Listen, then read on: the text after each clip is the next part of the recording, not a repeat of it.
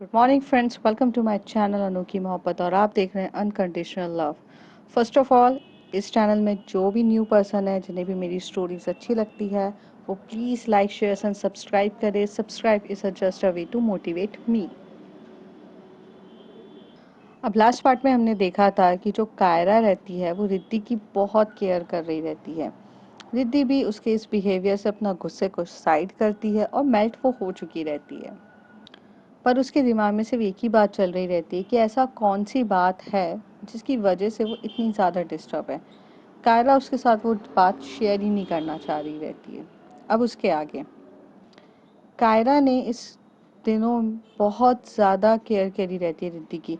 अगर रिद्धि को पेन हो रहा रहता है तो मेडिसिन देती है वो, उनके साथ बहुत लवी डवी मोमेंट्स बिताती है, मूवीज़ लगाती है, हर एक चीज़ करती है, बहुत प्यारा क्यूट सा माहौल बनाती है। उन्हें ये फ़ील नहीं होने देती है कि वो अकेली हैं घर पे और कोई उनके साथ नहीं है।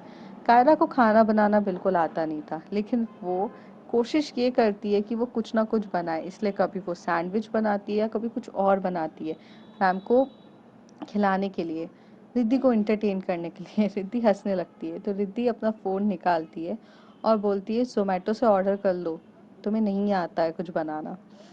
रिद्धि बोलती है यार आप कैसे हो, आपसे मैं इतनी मेहनत कर रही हूँ, आपके लिए इतना सब कुछ बना रही हूँ, बट आप हो कि आपको कोई कदर ही नहीं है मेरी। यार ये तो बहुत गलत बात है। यू नो वॉट, मेरे हाथ का खाना खाने के लिए लोग मरते हैं। रिद्धि स्माइल करके बोलती है तुम्हारे हाथ का खाना खाने के लिए लोग मरते हैं? अच्छी, तुम्हारे हाथ का खाना खा के लोग मर जाएंगे, तुम्हें ये बोलना चाहिए। तुम गलत बोल रही हो। तुम्हारा जो आज का खाना देखा है ना मैंने, आई आई कांट बिलीव कि कोई खा सकता है वो खाना। कायरा थोड़ी सी अपसेट हो जाती है और अपना मुंह बच्चों तरीके से बना के बोलती है कितना गंदा था क्या, इतना ऐसे कैसे कोई कह सकता है, नहीं आता मुझे, बट आप इतना कोई किसी को कैसे हर्ट कर सकता है यार। रिद्धि बोलती ओह मेरा बच्चा, हर्ट करना है? हर्ट आप करती हैं लोगों को, मैं नहीं करती हूँ। और खाना सीरियसली वो बेकार है, मैं तुम्हारी झूठी तारीफ नहीं कर सकती, मैं नहीं खा सकती, तो प्लीज़ तुम ज़ोमैटो से ऑर्डर करो वरना हम भूखे मर जाएंगे। तो थोड़ी देर में वो ज़ोमैटो से ऑर्डर करते हैं, ज़ोमैटो वाला आता है, कायरा नीचे जाती है, ज़ोमैटो से खाना लेती है जो उसने बुक किया रहता है, और वो रहती है शाही बिरयानी, और दोनों बैठ के खा रहे रहते हैं। ये जो दिन रहता है वो पूरा शाम के 7 बजे तक कायरा मैम के साथ ही रहती है। ऑल टाइम वो 1 मिनट भी नहीं सोचती है। जैसे ही 7 बजे अंकल आ जाते हैं तो कायरा उनसे अलविदा लेती है बहुत प्यार से बोलकर। रिद्धि को कायरा का ये बिहेवियर इतना अच्छा लग रहा था कि जैसे एक बोलते ना वाइफ वाली फीलिंग आना, उसे वैसे आ रहा था। उसने ऑल टाइम उसकी बहुत ज़्यादा केयर करी रहती है, कुछ इनकी नोक झोंक हुई रहती है तो कुछ नोक झोंक नहीं होती है। ये बहुत कपल्स फाइट वगैरह हर एक चीज़ से एक बहुत प्यारा मोमेंट्स बिताते हैं। कायरा जब अपने घर जाती है तो उसकी मॉम गेट ओपन करती है, और वैसे ही उनकी मॉम का चिल्लाना शुरू हो जाता है कहाँ थी तुम इतने टाइम से, तुम्हें समय दिखता है, कॉलेज तो तुम्हारा बहुत पहले ही छूट गया था, फिर कहाँ थी तुम, एक फ़ोन करके इन्फॉर्म करना नहीं होता है?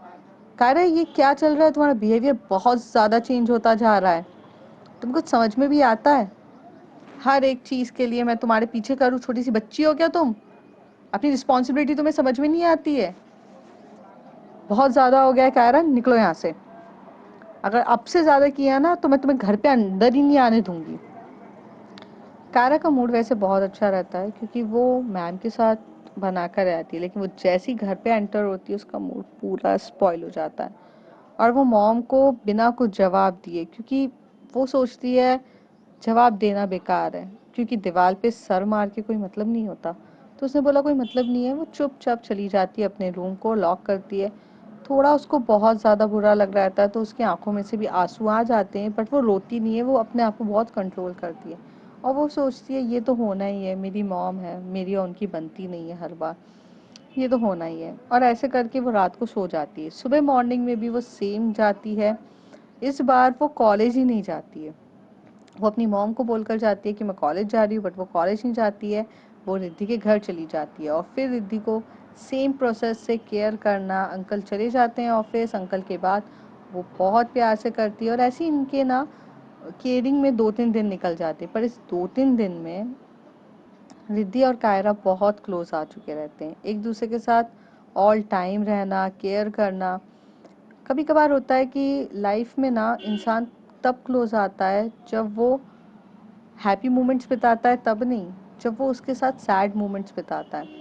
बोलते हैं ना कि सुख और दुख आते ही जाते रहते हैं, तो सुख में तो हर कोई साथ दे देता है, बट इंसान उसी के करीब जाता है जो दुख में साथ देता है। कायरा का जो बिहेवियर था वो सुख में भी था और दुख में भी था, लेकिन रिद्धि क्लोज तब हुई जब उसके पेन में होते हुए कायरा ने अपने कॉलेजेस ना जाकर सिर्फ उसकी केयर करी। और ये चीज़ रिद्धि को इतना ज़्यादा दिल पे लग चुकी थी कि वो और ज़्यादा प्यार करने से अपने आप को रोक नहीं पा रही थी।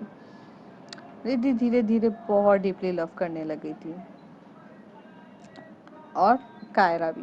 कायरा तो करती थी प्यार, बट अपने कुछ बिहेवियर्स की वजह से वो बेचारी परेशान थी।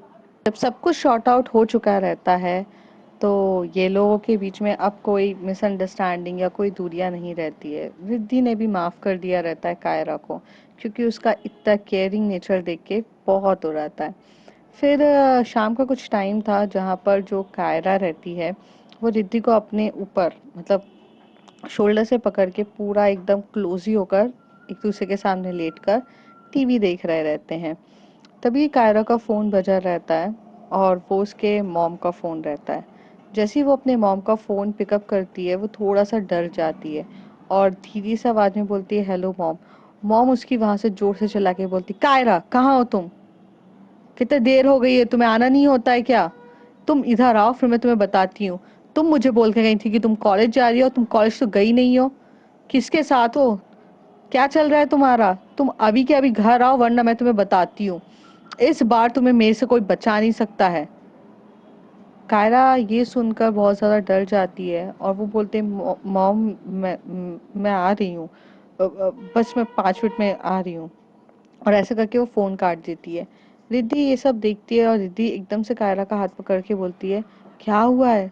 Everything is okay? तो कहती है, नहीं नहीं, मुझे जाना होगा, मैं आपको बाद में मिलती हूँ। रिद्धि एक बार और ज़्यादा उसका टाइट हाथ पकड़ के बोलती, तुम मुझे बताओ हुआ क्या है? तभी कायरा इतने गुस्से में चिल्ला के बोलती, प्रॉब्लम क्या है यार आपकी? प्रॉब्लम क्या है? जब मैं बोल रही हूँ कि कुछ नहीं हुआ है तो नहीं हुआ है यार। पीछे पड़ जाते हो आप। कोई जिंदगी मुझे जीने भी देगा? हर एक की प्रॉब्लम को मैं हर चीज का सोल्यूशन देते नहीं बैठी हूँ।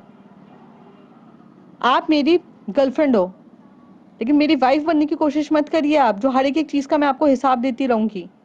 परेशान हो गई हूँ आपके ये सवालों से लेके। कितना परेशान कर देते हो आप। नहीं बताना मुझे क्या हुआ है, नहीं करना कुछ, और अभी मुझे जाने दीजिए। और इतना गंदा और इतना गुस्से में चिल्लाकर कायरा वहां से भाग जाती है। रिद्धि को बहुत ज़्यादा बुरा लगा रहता है, और वो एकदम से आंखों में से आंसू आ जाते हैं उसके, और उसका जो रोने जैसा चेहरा पूरा हो चुका रहता है, या ये बोलो वो रो रही रहती है। रिद्धि एक तरफ ये सोचती है ये लड़की है क्या, एक तरफ इतना प्यार दिखाती है, एक तरफ में इसको हर्ट कर देती है, फिर आएगी फिर मनाएगी। ऐसे बिहेवियर को मैं टॉलरेट नहीं कर सकती हूँ। और उसका ना कुछ समझ में नहीं आता है। दूसरी तरफ जो कायरा है वो बहुत भागते हुए जाती है अपने मॉम के यहाँ। मॉम उसको जैसे ही अंदर लेती हैं घर पर, तो तो कायरा बोलती है, वो मॉम मैं इसलिए नहीं गई थी क्योंकि जो मेरी मैम है उनको चोट लग गई थी, और वो मेरी वजह से लग गई थी, तो मैं उनके साथ उनके घर पे उनकी केयर कर रही थी। बस यही है, बस यही हुआ था। उसकी मैम बोलती है, तुम्हारी वजह से चोट कैसे लग गई थी? तो वो कहती है, वो मैंने गलती से धक्का हो गया था मेरे हाथ से, तो मैं बस अपोलोजाइज करने के लिए कर रही थी मम्मी, और कुछ नहीं है। आप गलत मत समझो, ऐसा कुछ भी नहीं है। तो कायरा की मॉम कहती है, तो तुम मुझे बताकर भी तो जा सकती थी कि तुम कॉलेज नहीं जा रही हो, तो तुमने बताया क्यों नहीं मुझे? और कौन सी मैम है वो तुम्हारी? तो वो कहती है, वो रिद्धि शाह मैम है, वो इकोनॉमिक्स की हमारी टीजी है। उन्हीं के हाथों मेरा सारा करियर है मैम। मम्मा वो अगर उनको कुछ हो जाता तो मेरा पूरा करियर दांव पे लग जाता ना मम्मा। इसलिए ना मैं वहाँ पे ना उनकी केयर कर रही थी, क्योंकि मेरी वजह से उनको चोट लगी थी ना। मम्मा, मेरी बात समझने की कोशिश तो करो। आपको बताती तो आप भी तो गुस्सा करते कि ऐसे कैसे किया। फिर अगर वो मुझे गंदे मार्क्स देती या कुछ हो जाता तो आप मुझे डांटती। मम्मा, मेरा इंटेंशन ऐसा नहीं था। कायरा का लड़खड़ाते हुए बोलना इतना ज़्यादा हो रहा था कि उसकी मम्मी भी कन्विंस हो गई कि शायद ये चीज़ सही है, तो इसलिए उसकी मम्मी बोलती जाओ रूम पर, मैं देख लूँगी सब कुछ।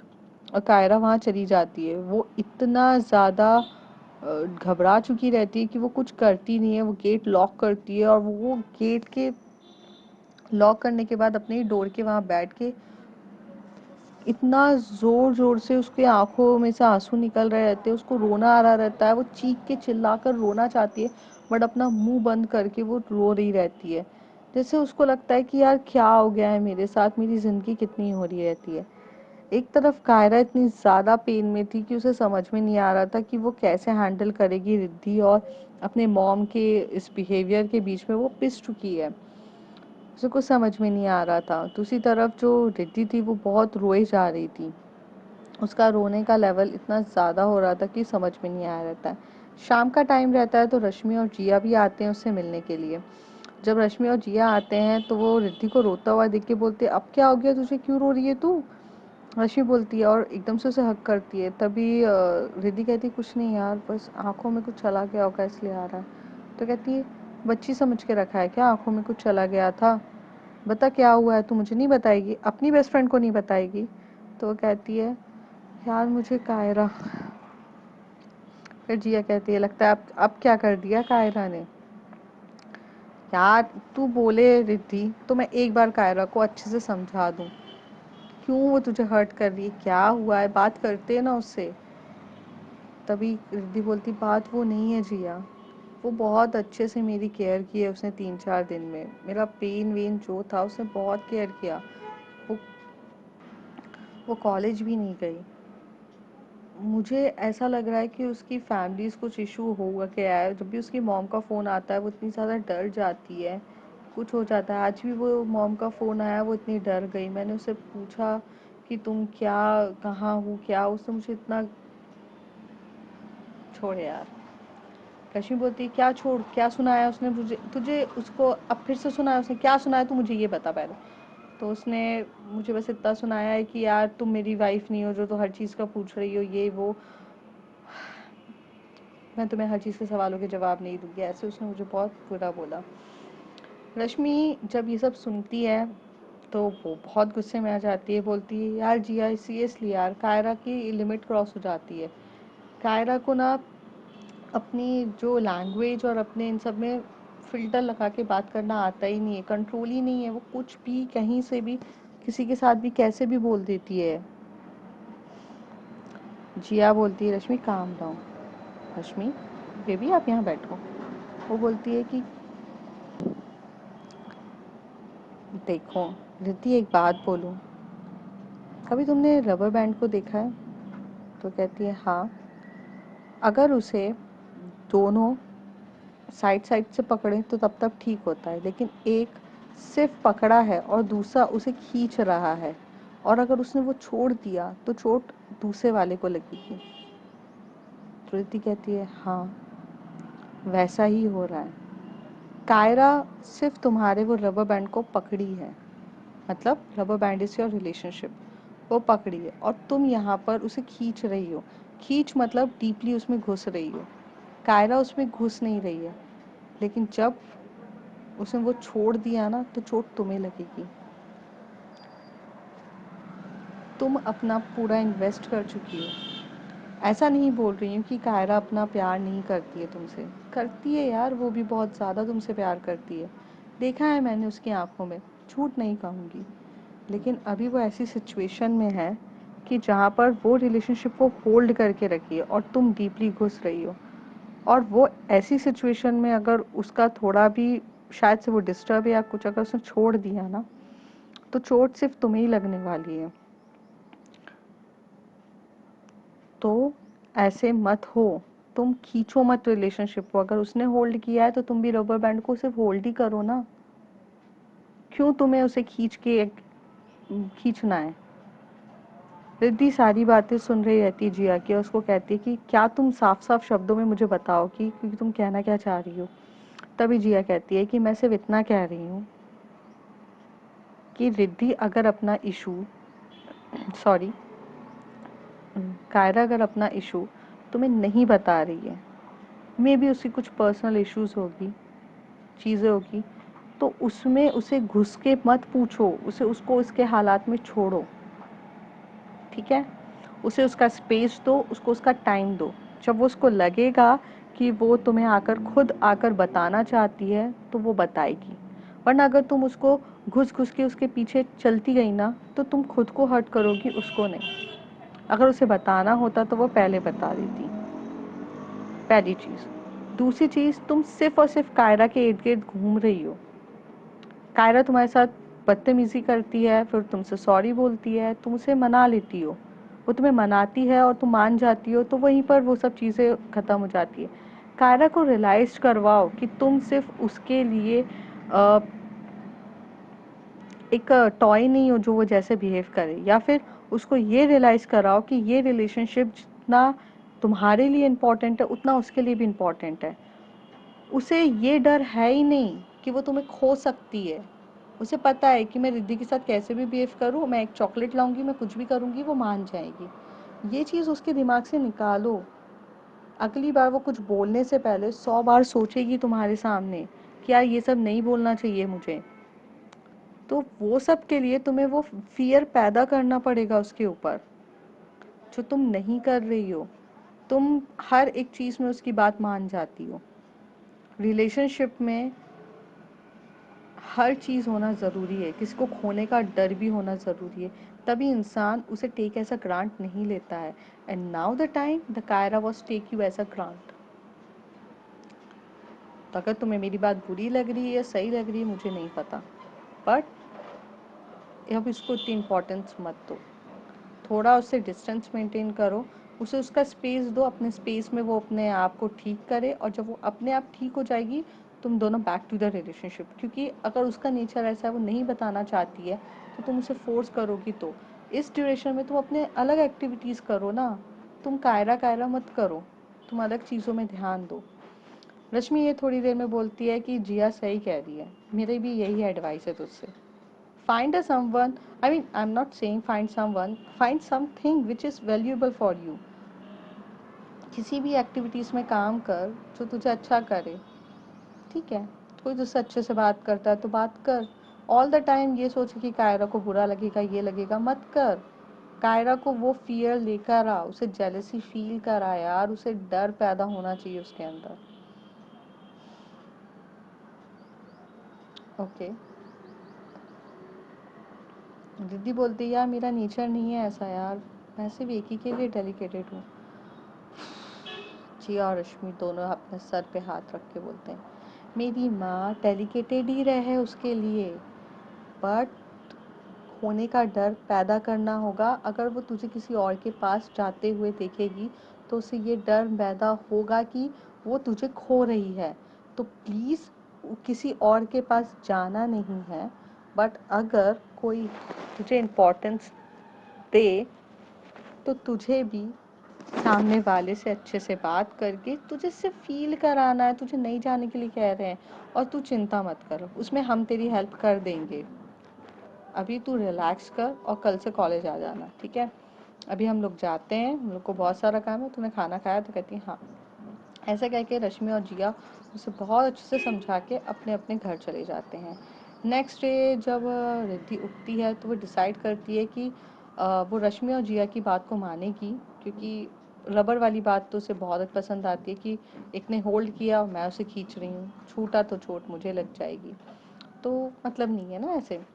तो वो जाती है, और अब जब वो कॉलेज में जाती है तो कॉलेज में सारे स्टूडेंट्स आते हैं, और सारे स्टूडेंट्स जब आते हैं तो कायरा की क्लास में जब रिद्धि पढ़ाने जाती है तो कायरा देख के स्माइल कर रही रहती है, और वो सोच रही रहती है कि मैं अभी रिद्धि से बात करूंगी और सब कुछ हो जाएगा। लेकिन रिद्धि इस बार कायरा को देख के कोई भी रिएक्ट नहीं करती है, वो नॉर्मल होती है। और वो अपनी सारी लेक्चर्स में बात करते हुए कहती है hello students, first of all I am really sorry, मैं बहुत दिनों के बाद आ रही हूँ क्योंकि मेरे कुछ हेल्थ इश्यूज हो चुके थे। मुझे मेरा एक्सीडेंट हो गया था, दैट्स व्हाई मुझे बैक पे लग गई थी, मैं नहीं आ पाई। सो आपका सिलेबस बहुत ज़्यादा पेंडिंग हो गया होगा, तो हमें इस बार बहुत लगकर मेहनत करनी है। And Puneet, congrats for your first position. Second है तनु, इट्स अ ग्रेट पोजीशंस तुम लोगों ने हैंडल किया है।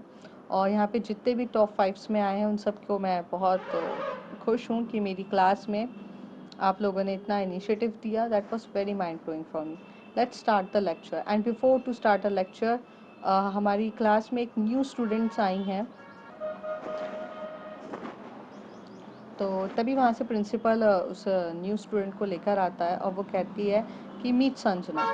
संजना ट्रांसफ़र स्टूडेंट है, आपको पता है कि हर साल यहाँ पे कोई ना कोई ट्रांसफ़र होकर बच्चे आते ही हैं। तो जो संजना है वो आई हैं। संजना का ट्रांसफ़र नागपुर से हुआ है, नागपुर यूनिवर्सिटी में वो अच्छी खासी थी, तो अब वो यहाँ पर आपके साथ ज्वाइन करने आई है। रिद्धि जब जैसी उसको देखती है तो वो काफ़ी इम्प्रेस्ड होती है क्योंकि उसका जो ड्रेसिंग सेंस रहता है वो ट्रेडिशनल रहता है। वो सूट पहनी रहती है प्रॉपर, बट वो सूट में इतनी ज़्यादा सुंदर दिख रही रहती है संजना। और जब संजना रिद्धि को देखती है वो तो पागल हो चुकी रहती है, क्योंकि रिद्धि को देखकर तो कोई भी इम्प्रेस हो जाए, क्योंकि उसका जो लहजा रहता है वो अट्रैक्टिव हमेशा से रहा है रिद्धि का। जब संजना अंदर आती है वो मैम को बोलती है हेलो मैम, और ऐसे करके वो लेक्चर में बैठ जाती है। रिद्धि अपना पूरा लेक्चर दे रही रहती है। कायरा बहुत कोशिश करती है, लेकिन जैसे ही कायरा का फेस एकदम से टर्न होता है तनु को देखने के टाइम पे, तो तनु के बाजू वाली रो में वो संजना बैठी रहती है और संजना कॉन्स्टेंटली रिद्धि को देख रही रहती है। और जब वो उसकी उस नज़र को देखती है तो उसे समझ में आता है कि ये नज़र नॉर्मल नज़र नहीं है, ये ऐसी नज़र है जो कायरा देखना। और वो जो नज़र रहती है वो जब कायरा देखती है तो उसे समझ में आता है कि ये नज़र से सिर्फ और सिर्फ वो रिद्धि को देखती है, क्योंकि वो उसे लाइक करती है, प्यार करती है, पसंद करती है। ये नज़र से संजना क्यों देख रही थी? थोड़ी देर के बाद जो कायरा रहती है वो अपना इधर उधर चेहरा करके देखती है कि कोई और भी देख रहा है क्या रिद्धि को ऐसे, तो वो देखती है कि कोई और नहीं देख रहा रहता है। फिर संजना ऐसे क्यों देखती है? और संजना वहाँ पर जब रिद्धि पढ़ाने के बाद एक चीज़ पूछती है, एनी डाउट? तभी संजना कहती है मैम आई हैव डाउट। तो रिद्धि बोलती है हाँ हाँ संजना बोलिए क्या डाउट है आपका? तो कहती है मैम आप इधर आके सॉल्व करेंगी? तो वो कहती है ओके। तो जो रिद्धि है जब संजना के पास जाती है, बहुत प्यार से उसके पास जा रही रहती है, कायरा की वहाँ से हालत ख़राब हो रही रहती है। संजना जिस नज़र से उसे देख रही रहती है और वो थोड़ा सा साइड हो जाती है, क्योंकि वो अकेले बैठी रहती है। संजना अपनी बेंच से थोड़ा साइड होती है, वो मैम को बिठा के बोलती है कि मैम ये ऐसा। मैम उसके बाजू में बैठ के उसे सॉल्व करा रही रहती है। संजना को वो टॉपिक पहले से आता था, पर उसे सिर्फ मैम को देखना था, इसलिए वो देख रही रहती है। थोड़ी देर में रिद्धि जब उसकी नज़र ऐसे नोट करती है तो वो देखती है कि वो उसको उस नज़र से देख रही है जो एक्चुअल में कायरा उसे उस नज़र से दिखती है। तो वो सिर्फ नोट कर लेती है और बोलती है कि अच्छा हो गया, आपको समझ में आया? तो कहती है कि हाँ, और चली जाती है।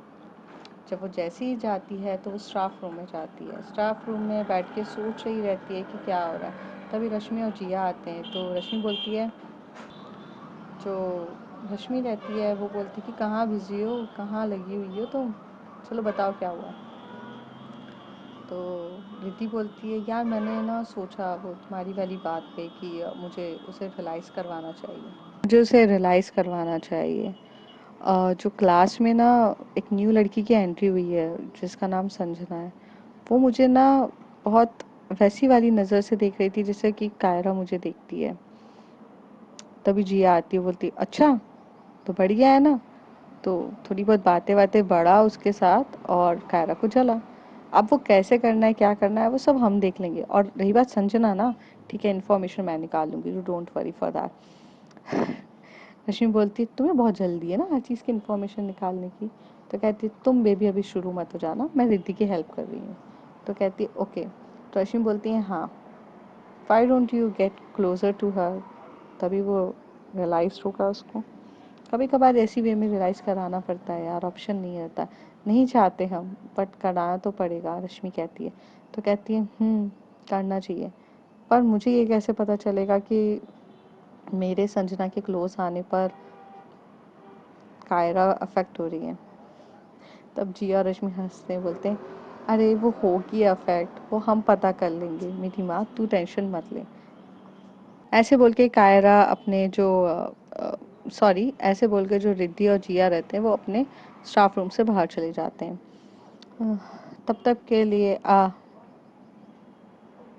आगे देखते हैं स्टोरीज में होता क्या है। And if you like my story, like share and subscribe. And sorry थोड़ी सी गलतियाँ हो गई है, क्योंकि पॉज पॉज करने पे मैं लिंक भूल जाती हूँ। So I am really sorry for that, please आज टॉलरेट कर दीजिए, कल से सिक्वेंस में अच्छे से होगा। और if you like my story, like share and subscribe, please subscribe यार।